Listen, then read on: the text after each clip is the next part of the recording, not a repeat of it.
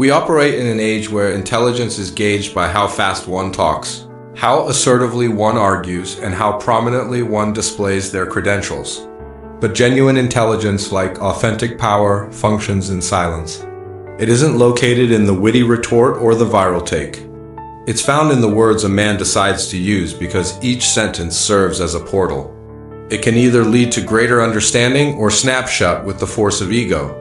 The wisest among us protect the portal like a stronghold, knowing that certain common phrases are the hidden killers of clarity, growth, and self-rule. Tonight, we delve into 10 sentences a wise man never speaks.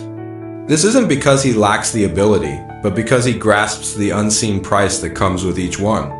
From "I already know that" to "what will they think of me?"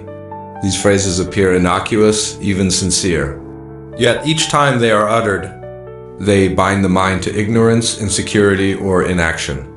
Our mission is straightforward: to expose these chains, to break them, and to substitute them with Stoic determination, not just in theory, but as a practical, lived reality. Remember, this is not an exercise in fancy speaking.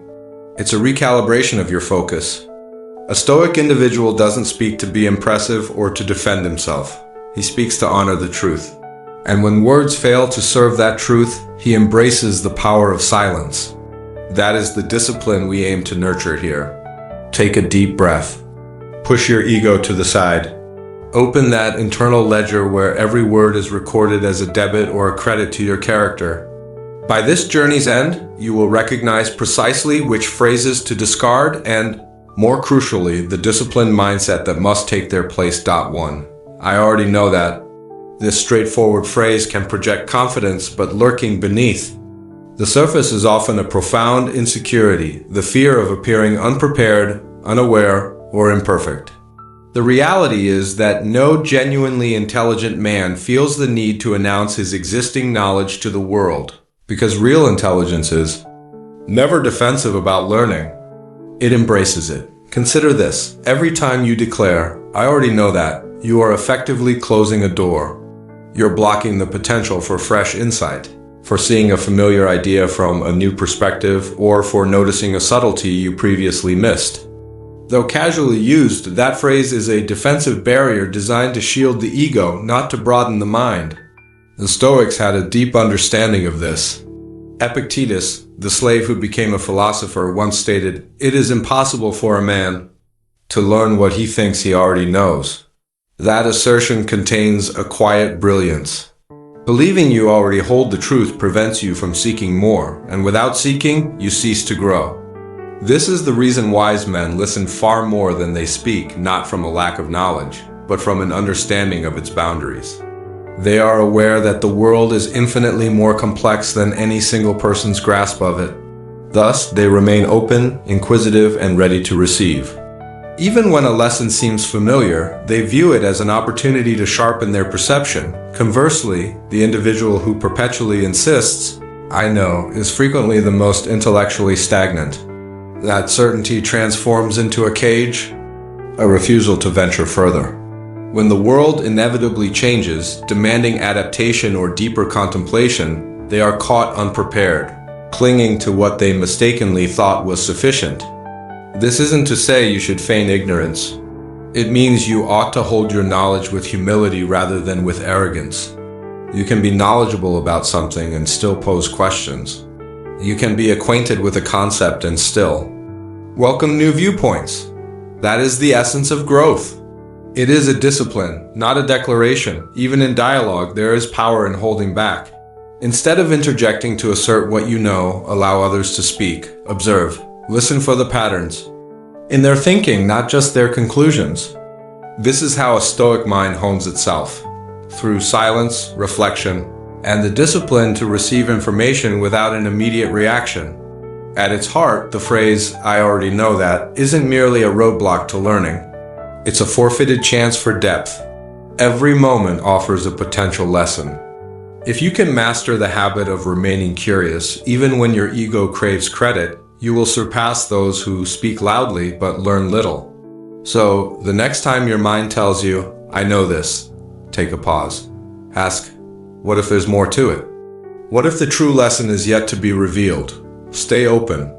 You will then walk through doors that others fail to see. And that quietly is the advantage intelligent men protect. 2. That's just how I am. This phrase on the surface sounds like honesty. It suggests a person is accepting themselves, standing firm in their identity. Underneath, however, it is a quiet act of surrender, a refusal to grow, and a defense mechanism parading as self-awareness. When someone says, "That's just how I am," they are often really saying, "I have given up on trying to be better." Truly, self-aware and intelligent men know that personality isn't a life sentence, it's a collection of patterns, and any pattern can be altered with sufficient awareness and work. The Stoics did not see us as fixed beings, destined to follow a script dictated by our genes, upbringing, or past. They championed transformation and the act of becoming. Zeno of Citium, the Stoic founder, said, "Man conquers the world by conquering himself." This is the very core of the philosophy: self-mastery over self-justification, progress over passivity. To say, "That's just how I am," is to end the conversation before it can even start. It communicates, "Do not expect growth from me. Do not expect change. This is all there is." If you aim to lead, to grow, or to make an impact, the mindset is fatal. It implies your flaws are permanent. Your temper, your fear, your procrastination, your lack of discipline, all are declared unchangeable by the one person who has the power to change them. A Stoic man doesn't craft excuses. He makes adjustments, even minor ones, especially minor ones. He knows that his identity is not something to be defended, but something he is free to reshape every day, every hour, in the silent choices no one else witnesses. This doesn't mean erasing your past. It means refusing to let it define you. You can own your struggles without surrendering to them. You can say, "Yes, I have a history of reacting this way, but I'm choosing not to anymore." That is a more honest statement, one founded not on defense, but on discipline. When you find yourself saying, "That's just how I am," ask yourself, is this the person you wish to be in 5 or 10 years? Would the best version of yourself say that? Or would he view his flaws as a craftsman views a block of marble, as something raw and imperfect, yet filled with potential? You don't owe an apology to the world for your imperfections, but you do owe yourself the effort to transcend them. That effort often starts with rejecting the comfort of easy self-labels, by refusing to construct a personality from wounds you didn't choose, and by understanding that being yourself is not a final state, but a question you must answer again and again through your actions. So, when that phrase comes to mind, when you feel the urge to excuse your behavior by blaming your nature, pause. Ask instead, who do I aspire to become? And what would that man do in this moment? Because saying "that's just how I am" is easy. But becoming the person you were meant to be, that requires strength, Stoic strength, the kind that alters not just your actions, but your entire perception of the world. 3. I don't care. These 3 words frequently pose as strength, but more often they betray the very opposite. When a man proclaims, "I don't care," he is typically communicating, I'm scared to confess that I do. It's a fragile shield, constructed not from true indifference, but from disappointment, the fear of rejection or the weariness of being misunderstood. But herein lies the paradox. Genuine intelligence doesn't need to reject feeling. It simply declines to be controlled by it. An intelligent man doesn't squander his energy professing detachment. He has no need to persuade the world of his immunity to its effects, because he has conditioned himself to stay centered, no matter the storm. There's a subtle yet crucial distinction between not caring and not reacting. The first is a form of emotional denial. The second is emotional discipline. One is a defense mechanism. The other is Stoicism in action. Stoicism instructs that emotional self-control is not about ignoring reality, but about deciding what is worthy of your inner tranquility. To say "I don't care" about everything is a sign of intellectual laziness. It's an exit for those who feel overwhelmed, signaling that you've given up on distinguishing what is truly important from what merely agitates the ego. A Stoic, however, doesn't flee from emotion, he examines it. He listens to it as he would a guide, not a dictator, and then determines the course of action that aligns with his highest values. Let's be truthful, nobody truly doesn't care.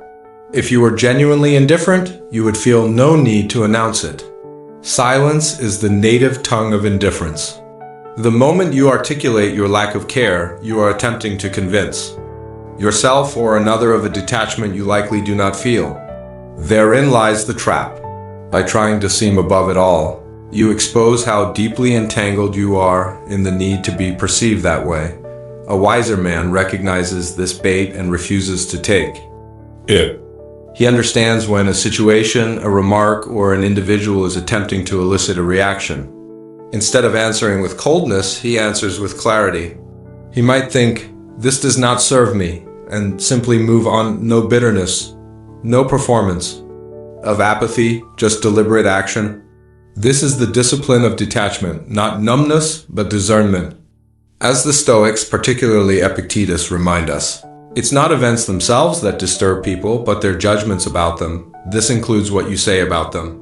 Your words are a blueprint of your inner state. If you find yourself constantly announcing your detachment, perhaps it's time to ask if you've truly achieved it or are merely performing it. In our modern world, where caring less is often seen as a form of emotional armor, the truly intelligent man distinguishes himself by doing the opposite. He cares profoundly about truth, virtue, and living a good life, but he doesn't allow that care to devolve into chaos. He doesn't rush to declare what is unimportant to him.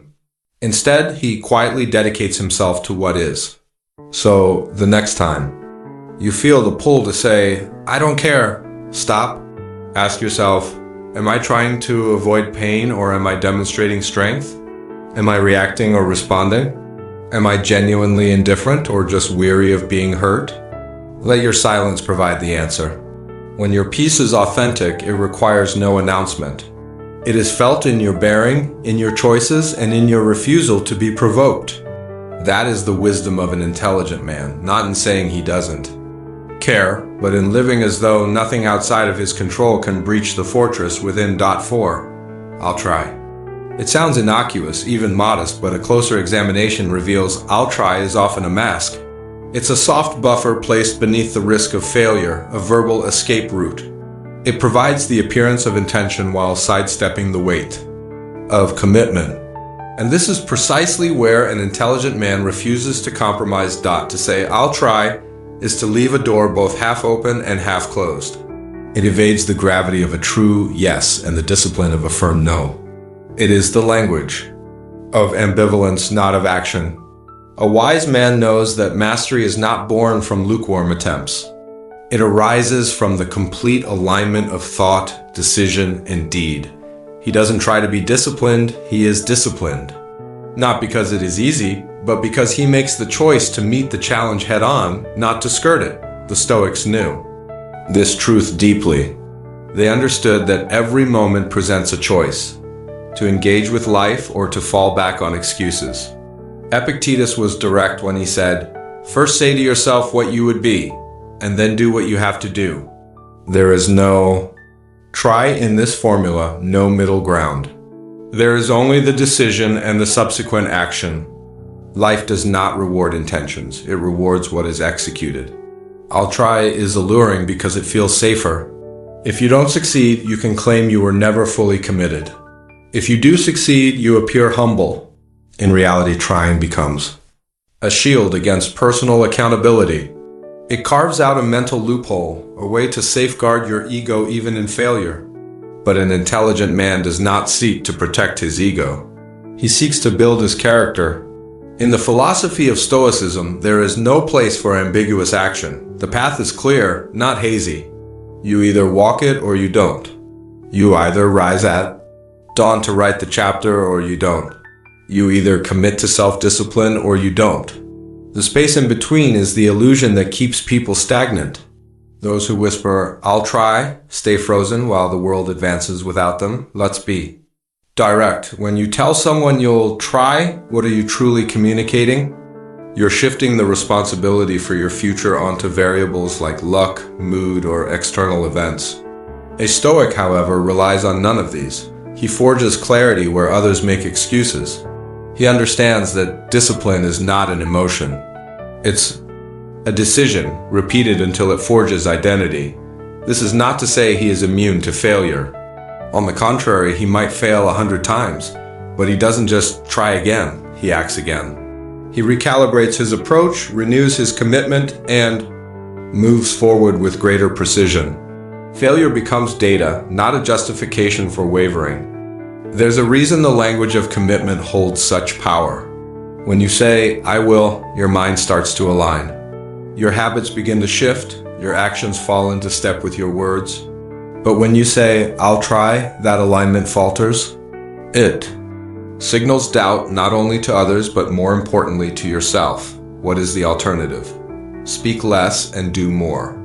Remove the word try from your vocabulary unless it describes an action already underway. Say, "I will," say, "I am," or say nothing at all. Simply begin.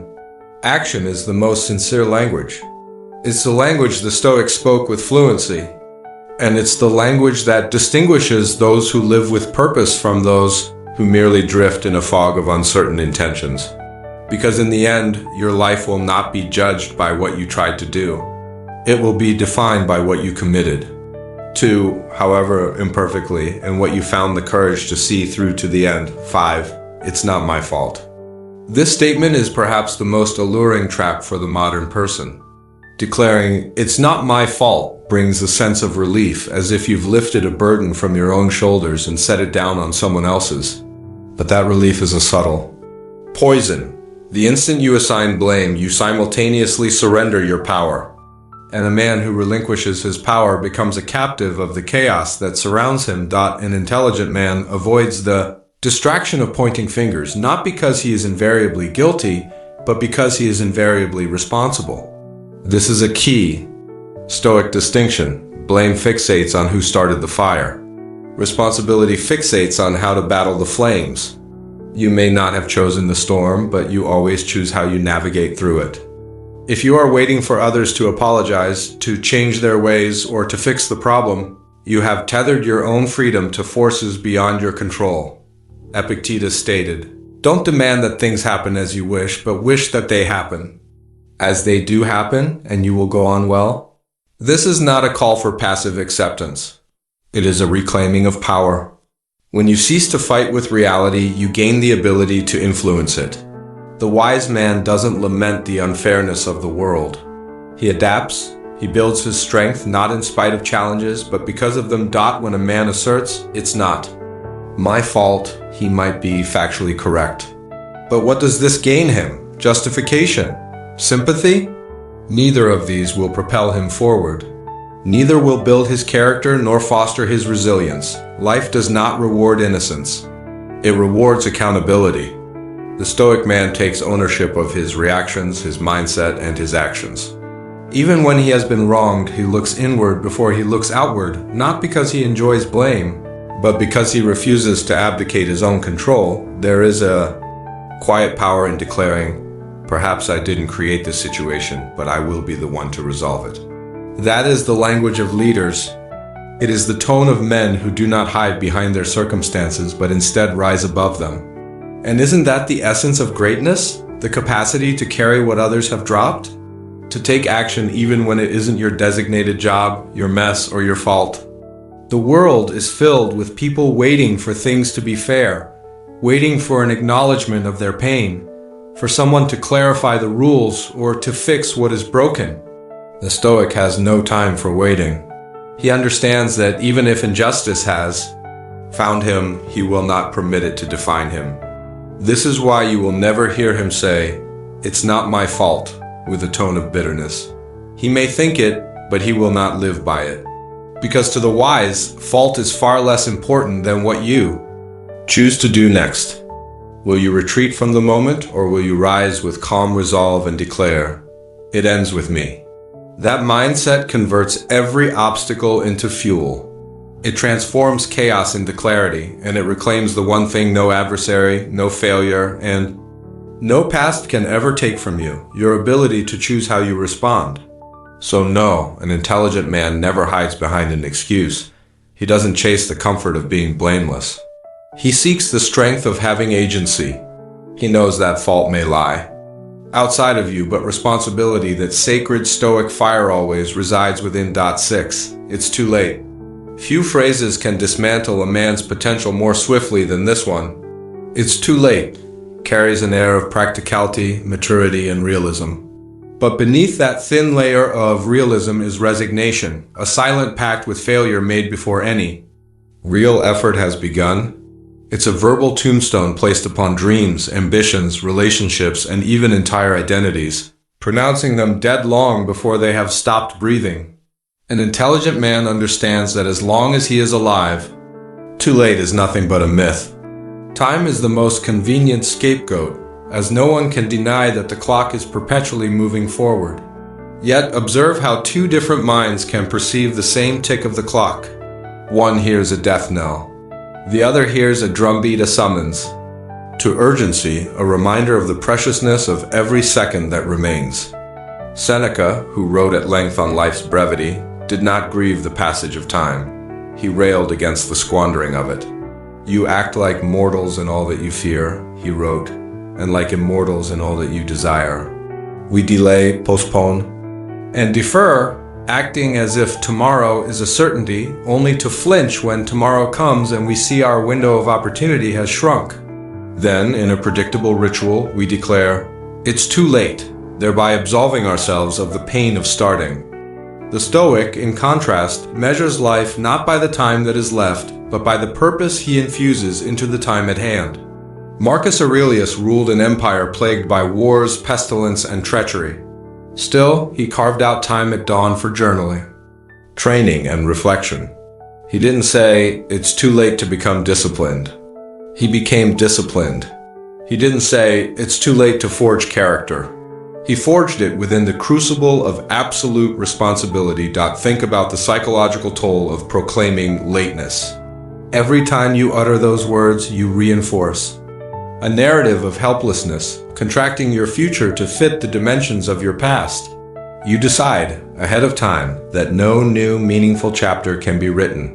And so the pen lies still, not for lack of ink, but because the hand has refused to write.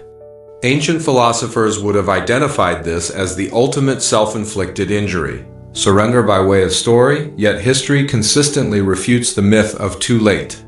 The painter Grandma Moses launched her celebrated career in her late 70s. Colonel Sanders began franchising Kentucky Fried Chicken in his 60s. Such stories are not exceptions. They are evidence. They prove that the only too late is the one we permit to exist unchallenged in our minds. But let's confront the real fear that it's too late often conceals. It is frequently not time itself we are afraid of, but the colossal mountain of effort we have avoided for years, now looming as an intimidating summit. To start now is to face that entire backlog of neglected labor, be it physical, emotional, or intellectual. Saying, "It's too late," is far easier than admitting, "I am terrified of the climb ahead." The Stoic response is to begin from where you are, one brick, one page, one honest dialogue. You don't need to turn back the clock to reclaim your power. You only need to stop ceding more power to the future by refusing to act in the present. There is also a layer of pride involved. To confess that you've waited this long is to confront regret. The ego shields itself by claiming the opportunity has vanished, thus making inaction seem inevitable. But if any sliver of a chance remains, the fault lies with your choices, not with time. We therefore pronounce lateness like a final judgment to keep our ego's innocence intact. Wisdom, however, insists we sacrifice our pride, not our potential. The intelligent man would rather begin late than remain unfulfilled. Stoicism does not offer a sugar-coated version of reality. Perhaps you cannot retrieve every lost opportunity. Maybe some doors are, in fact, permanently closed. But the philosophy's focus is not on closed doors. It is on agency. Which doors are still ajar? What new doors can be constructed? You might not be able to summon the boundless energy of your youth, but you can harness the refined wisdom of your experience. And that wisdom often provides a shortcut to mastery, as you no longer get lost in distractions. The next time the phrase, "it's too late," comes to your mind, pause. Ask yourself, am I still breathing? If the answer is yes, then there is still time, not an infinite amount, but enough. Enough to write a single verse, to mend one relationship, to learn one new skill, to change one habit. Enough to demonstrate that lateness is not determined by a clock, but by the surrender of one's will. Remember, the graveyards are filled with individuals who believed it was too late long before it actually was. Do not be one of them. Live as Seneca advised. Recognize that while life may be short, it is the wasting of it that truly makes it. So, if you start this very hour, the clock transforms from your executioner into your ally. So, is it genuinely too late, or is that just an old falsehood cloaked in the convenience of time? The Stoic chooses to answer not with his words, but with his actions. Starting now, 7. I need everyone to understand me. The moment a man feels compelled to justify himself to the world is the moment he begins to give away his power. On the surface, it seems a noble quest to be understood, to hope that others will recognize your heart, your motives, your truth. But the reality is that needing to be understood by everyone is a trap. It is a subtle form of imprisonment where your inner peace is shackled to the unpredictable opinions of others. A truly intelligent man, a Stoic, recognizes that this craving for universal validation is a gradual wearing away of the self. There is a quiet desperation in the words, I need everyone to understand me, because they are rooted in the fear that if others don't understand you, perhaps you are mistaken. Perhaps your values are not sound. Perhaps your life lacks justification. This doubt can corrode a man's spirit from within.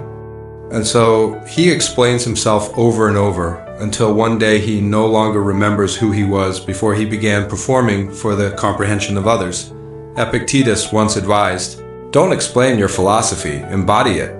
The Stoic grasps that not everyone will share your perspective.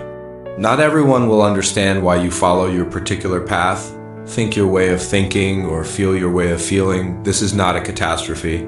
It is a simple fact of existence.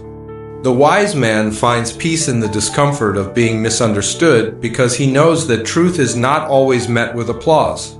It is sometimes met with silence, at other times with judgment, and frequently with isolation. But here is the paradox. The more a man desperately seeks to be understood, the less authentic he tends to become. He modifies his words, curtails his values, and censors his truth to make it more acceptable. He starts to live a version of himself that is palatable rather than genuine. In this process, he may achieve some level of acceptance, but he loses the very essence that made him worth understanding to begin with. There is a certain nobility in silence. When a man ceases his efforts to be understood and instead concentrates on simply being, he projects something uncommon, conviction. This is not arrogance or stubbornness, but a serene, grounded certainty. And that certainty does not demand understanding. It invites it without pleading. In a world where all are clamoring to be seen and heard, the man who moves with inner peace, without needing validation for his journey, becomes a magnetic force. People may not grasp him at first, but they sense something in his presence. Stillness, a substance, a clarity that needs no interpretation. Consider the immense energy squandered in self-defense. How many hours are lost in the attempt to prove your worth, your motives, or your identity? What if that energy were redirected inward towards self-mastery instead of self-marketing, toward refinement instead of reassurance? The Stoic does not publicize his transformation. He allows the outcomes to speak for themselves. He understands that some people will misinterpret you regardless of how meticulously you explain yourself. Others will feign misunderstanding because to understand you would force them to face their own unease. And some will only understand you once you have outgrown your need for them to do so.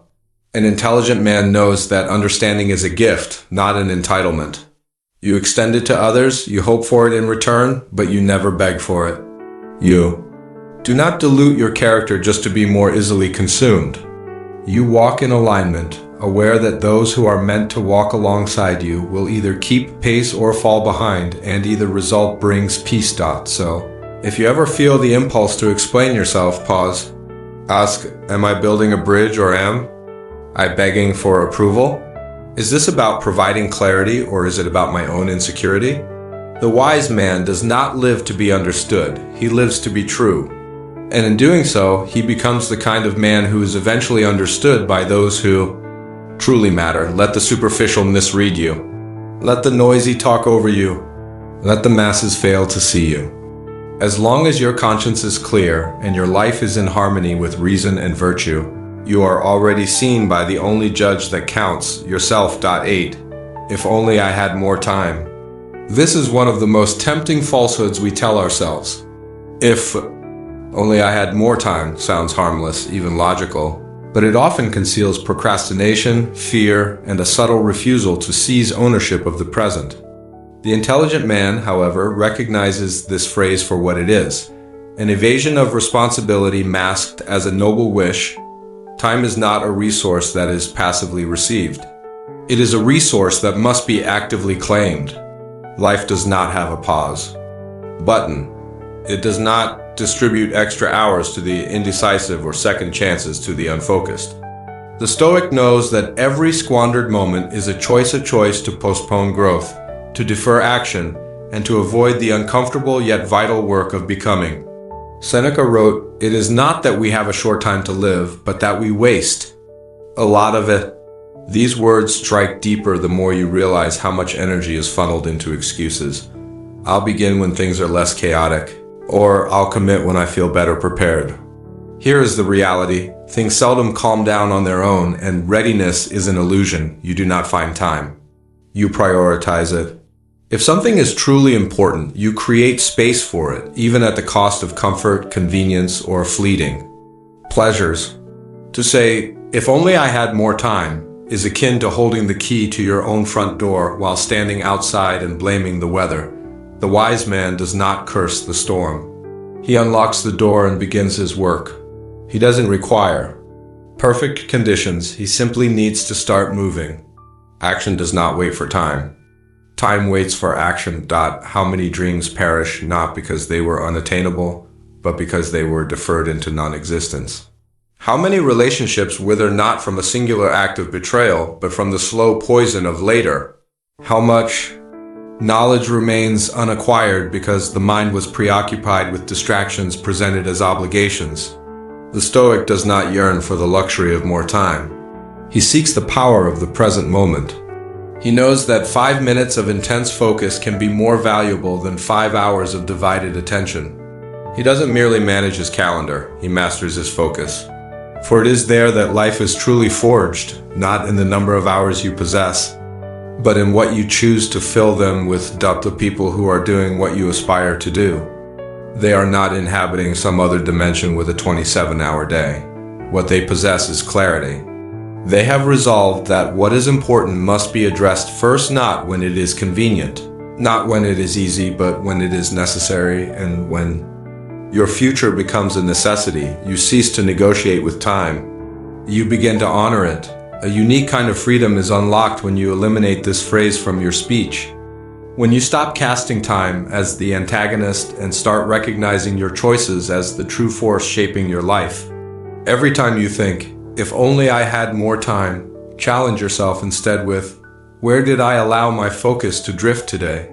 What am I choosing in place of the life I claim to want?" Your life is not formed by your intentions. It is formed by your consistent priorities. So, the next time that phrase begins to form on your lips, pause, cut it off. Say instead, "I have precisely the time I need if I am willing to use it with purpose." This is the kind of thinking that shifts you from a state of drifting to one of directing. It is what transforms an ordinary day into a pivotal one. And it is what distinguishes the man who wishes for more time from the man who becomes more intentional with the time he has. 9. That's unfair. Few phrases can deplete a man's power more rapidly than these two words. That's unfair. They may sound justified, sincere, even righteous, but at their heart, they are frequently born from a sense of powerlessness, from a wish for life to bend to our expectations instead of an acceptance of what is. An intelligent man does not squander his energy debating the nature of the world. He observes it, adapts to it, and rises through it. Yes, life can be harsh. The virtuous are not always celebrated. The cruel often prosper. Some are born into great advantage, while others are born into great difficulty. The Stoic does not live in denial of these facts. He does not insist that the world be fair. He insists that he be strong. Marcus Aurelius wrote, "You have power over your mind, not outside events. Realize this and you will find strength." This is not merely a quote to be remembered. It is a philosophy to be lived. When you declare something is unfair, you are, in effect, relinquishing your power. You are handing over your emotional stability to the whims of circumstance. You're saying, "I can only be at peace if life adheres to my rules." But what happens when it inevitably doesn't? What happens when you are betrayed, when systems let you down, when your effort does not yield the expected outcome? Do you crumble or do you recalibrate? The Stoic path is not to deny injustice, but to rise above its corrosive effects. It is not to tolerate mistreatment, but to confront it without succumbing to bitterness. It is not to demand fairness from the world, but to cultivate an inner balance so profound that even injustice cannot destabilize. Yuda here is the truth that most people fail to grasp. Life is not meant to be fair. It is meant to be revealing. Every obstacle reveals who you truly are. Every loss uncovers your capacity for resilience. Every betrayal serves as an invitation to forge an unshakable sense of self-worth. The intelligent man reinterprets unfairness as a form of training. He views hardship not as a penalty, but as preparation. While others complain, he sharpens his skills. While others rage, he recenters his focus. He asks, "What, in this situation, is within my control?" and pours all of his energy into that. He does not waste his time demanding justice from the universe. He lives in a manner that embodies justice from within. This mindset is immensely powerful because it redirects your focus from reaction to creation. You stop lamenting the hand you were dealt and start mastering how you play your cards. You begin to see that greatness is seldom cultivated in comfort. It is forged in the fires of adversity. The man who constantly says, "That's unfair," remains stuck. The man who says, "This is an opportunity to show who I am," becomes unstoppable. So, ask yourself with honesty, how often do you look at others and feel a sense of being wronged? How often do you witness someone else's success, a faster promotion, more wealth, greater praise, and think, "They don't deserve that"? What effect does that feeling have on you? Does it elevate you, or does it quietly poison your own focus? The Stoic does not engage in competition with others. He competes with the person he was yesterday. He does not demand fairness from destiny. He demands discipline from himself. And that is why he ultimately wins, not always in the judgment of the world, but in the one realm that truly matters, what matters most, his inner world. Let the world be as it is.